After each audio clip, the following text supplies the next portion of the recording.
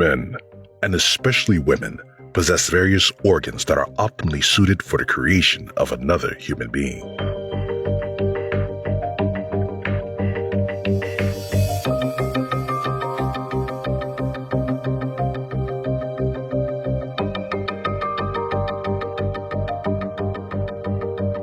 The ovary possesses about 500,000 eggs embedded in follicles.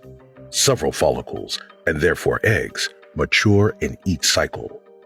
The dominant follicle grows to about 2 centimeters, and the fimbriated end of the fallopian tube, which eventually catches the egg, moves to the site of ovulation.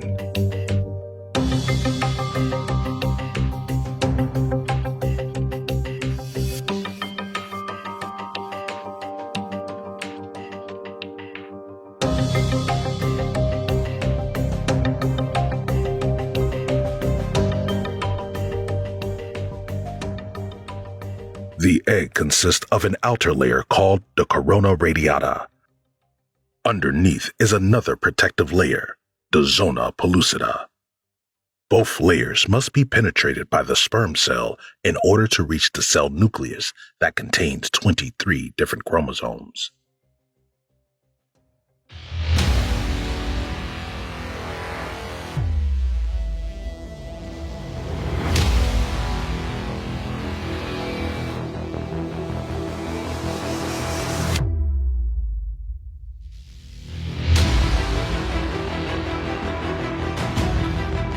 Each chromosome contains DNA. DNA is the blueprint for building our body cells. Eye color, body size, arrangement and function of our organs. It's all in there.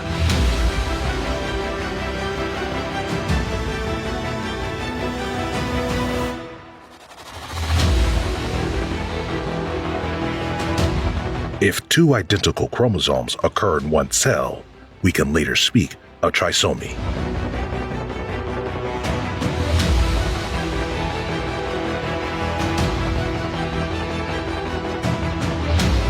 The egg cell is transported inside the fallopian tube with the help of cilia and mucus produced by glands in the walls of the fallopian tube. Additional contractions of the muscle layers help to transport the ovum.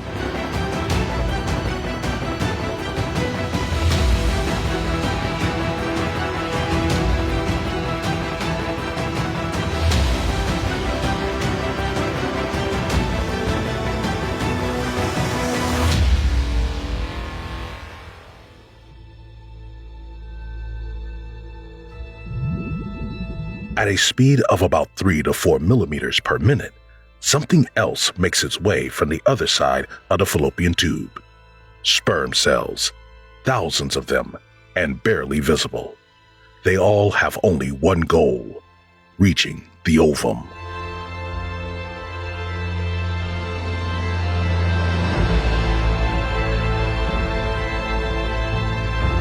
A sperm cell's nucleus contains the male's genetic information. Through messenger substances emitted by the egg cell, the remaining sperm cells find their way to the ovum.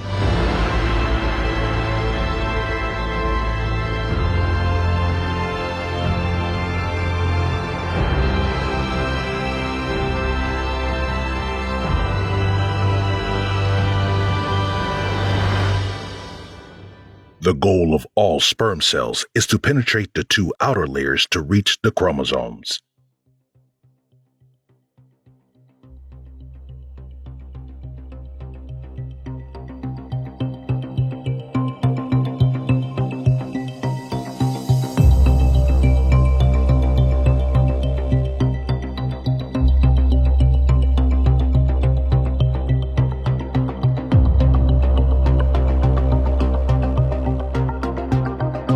The sperm cell penetrates corona radiata and zona pellucida, resulting in the degradation of the acrosome cap.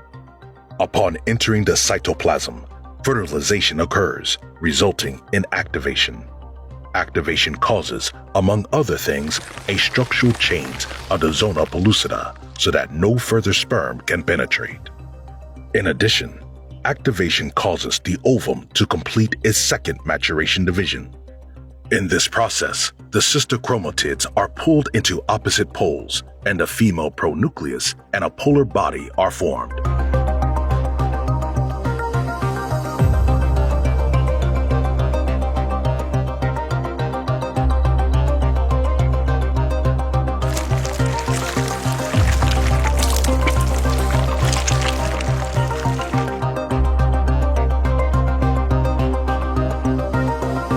The sperm's tail and head gradually degenerate into cytoplasm.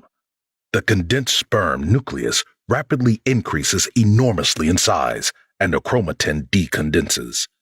Thus, a male pronucleus is formed with 23 unreplicated chromosomes that possess the genetic information of the father. As the two pronuclei approach, both double their DNA, resulting in replicated chromosomes.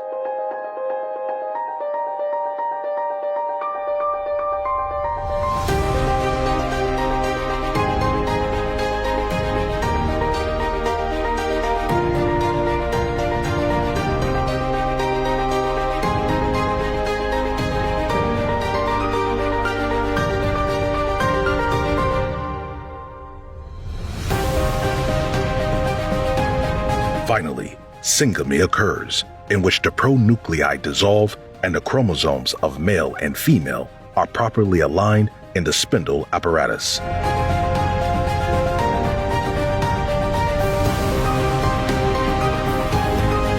Now, the cell is called a zygote, which is the very first cell of the new human being.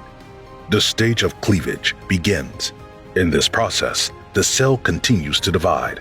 2 cells, then 4, then 8. At a 16-cell to 32-cell stage embryo, we speak of a murula, since the shape resembles a mulberry.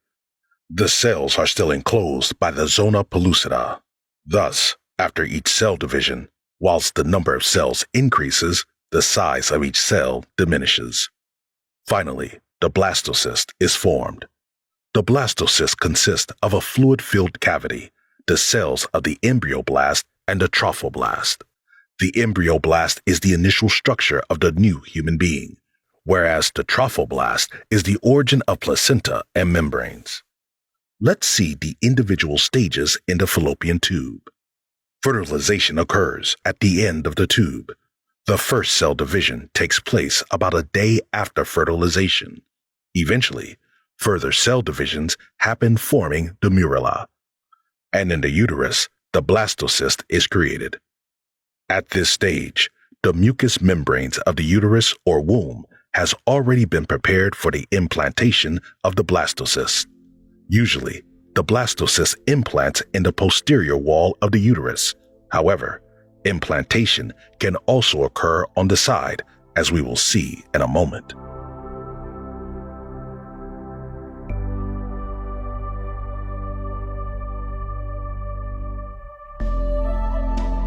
The blastocyst floats in the protective and nourishing uterine mucus. For implantation in the uterus, the blastocyst must first hatch from the protective zona pellucida.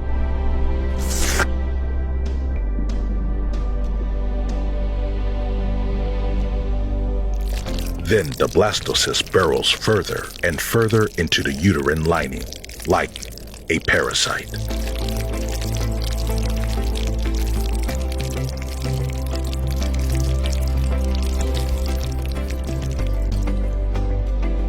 Let's take a closer look at this.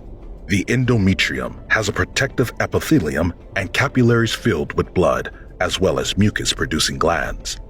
The trophoblast cells fuse with the endometrium, and a syncytial trophoblast is formed that will nourish the embryo. In addition, hypoblast and epiblast arise from the embryoblast. The embryo burrows further into the endometrium, rapidly increasing in cell mass and leaving a wound, which may result in a completely harmless implantation bleeding. Finally, the amniotic cavity is formed. As the process continues, the yolk sac is created, as well as a non-cellular plug that is later sealed by migrating uterine epithelial cells. The trophoblast rapidly increases in size, with the amniotic cavity and yolk sac remaining relatively small. This gives rise to the chorionic cavity and the body stalk.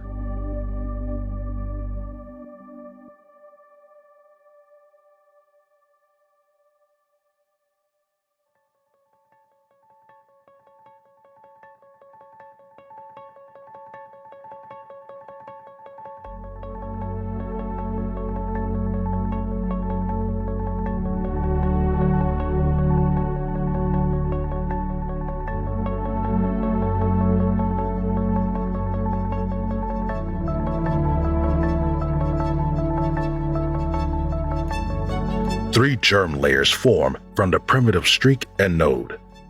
This process is called gastrulation. The germ layers ectoderm, mesoderm, and endoderm eventually differentiate into various tissues and organs.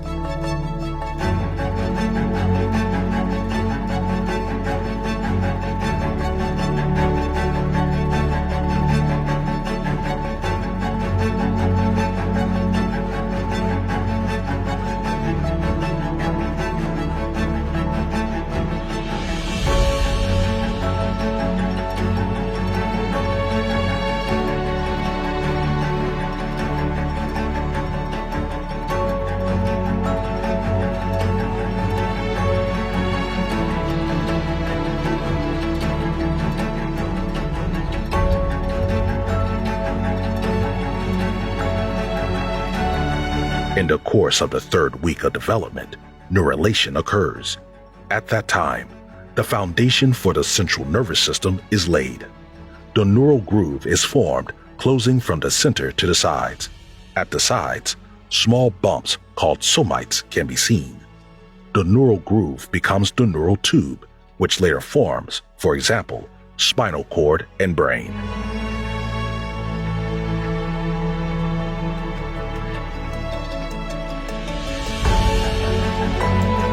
Those cells later become the neural networks, which enable us to think.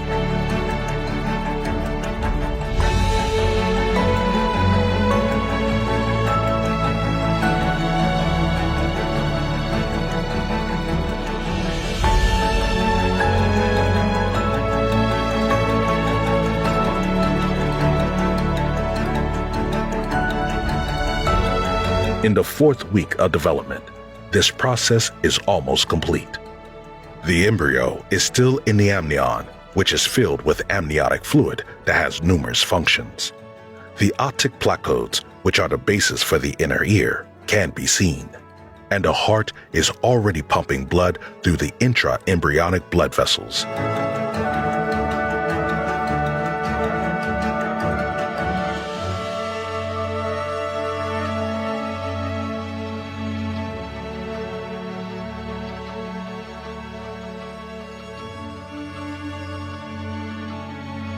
The yolk sac and the body stalk continue to nourish the embryo.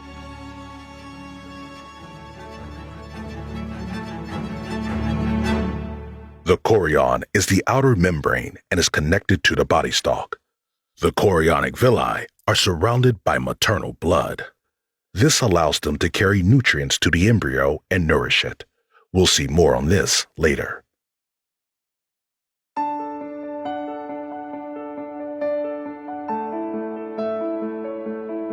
During the fourth week, 3 pairs of pharyngeal arches appear. In addition, the upper limb buds are visible first, followed by the lower limb buds. The embryo is now curved in a C shape. The caudal eminence is tail-like in shape. The somites, which give rise to the cells forming the skeletal muscles and components of the skin, among other things, can still be identified. The embryo continues to grow rapidly, measuring approximately 4 to 5 millimeters by the end of the fourth week. The lens placodes and olfactory pits are formed. The later arms and hands, as well as legs and feet, can be already well identified. The hands will develop from paddles to separate fingers by the 8th week.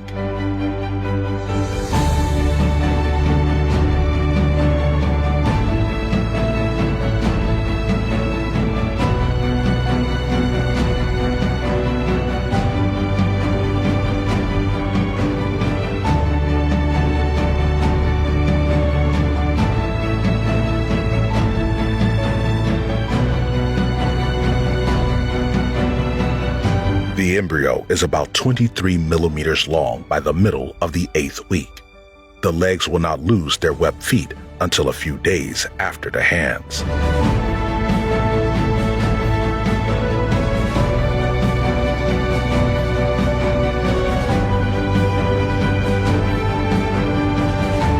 Embryogenesis turns into fetogenesis in the 9th week, and in the 3rd month, that is, from the 12th week on, the fetus already has a human-like appearance.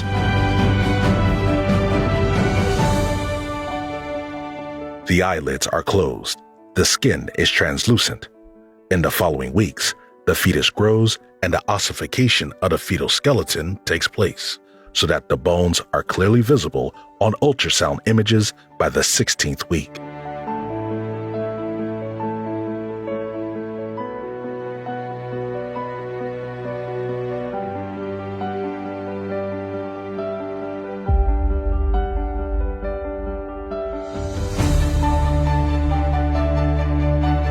In addition, the body is completely covered with downy lanugo hairs, which help, among other things, to keep the vernix secreted by dedicated cells on the skin.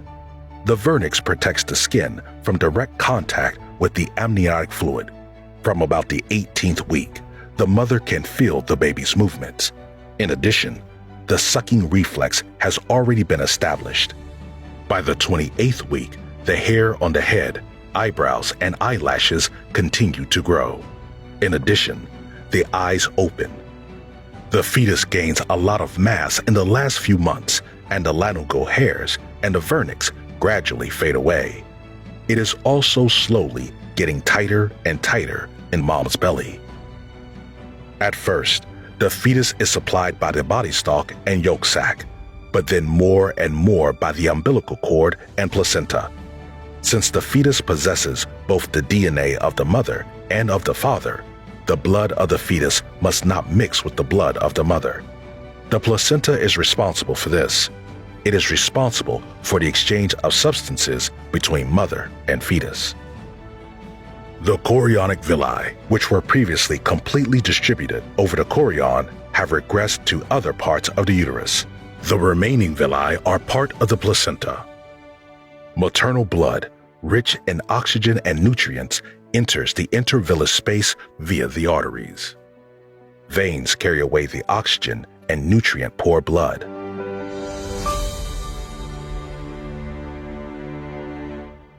The chorionic villi extract oxygen and necessary nutrients from the mother's blood. Nutrients include carbohydrates, amino acids, fats, vitamins, and iron. Oxygen and nutrients are then transported to the fetus via the veins with the help of the umbilical cord. However, waste products also reach the villi via the arteries. This allows the fetus to release its waste products, such as carbon dioxide and urea, into the maternal blood.